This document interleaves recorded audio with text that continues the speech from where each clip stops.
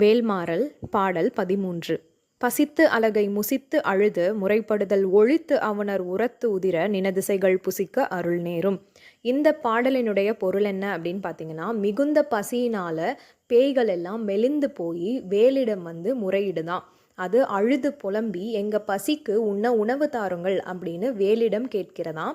அதுக்கு வேல் அசுரர்களை கொன்று ரத்தமும் கொழுப்பும் நிறைந்த அந்த அசுரர்களினுடைய உடலை இந்த பேய்களுக்கு உணவா வழங்குதான். இதுதான் இந்த பாடலினுடைய பொருள். இந்த பாடலில் நம்ம நிறைய பேர் யோசிக்கலாம், என்ன இவ்வளோ ரத்தம் சதை இதெல்லாம் பற்றி சொல்கிறாங்க அப்படின்னு. ஒன்று தெரிஞ்சுக்க வேண்டியது என்ன அப்படின்னா, இந்த புராணங்களில் நம்ம அசுரர்களின் செயல்பாட்டை பார்க்குறப்போ அவங்க மிகுந்த கொடுமைக்காரர்களாக இருந்திருக்காங்க. பெண்கள் குழந்தைகள்னு யாரையுமே அவங்க துன்புறுத்தாமல் விடலை. ரொம்ப மிகுந்த ஒரு தொந்தரவு கொடுக்கக்கூடிய கொடூரமான அசுரர்களாக இருந்ததுனால அப்பேற்பட்ட கொடுமையானவர்களை வேல் எப்படி வீழ்த்தியது அப்படிங்கிறத தான் சொல்கிறாங்க. நன்றி, வணக்கம்.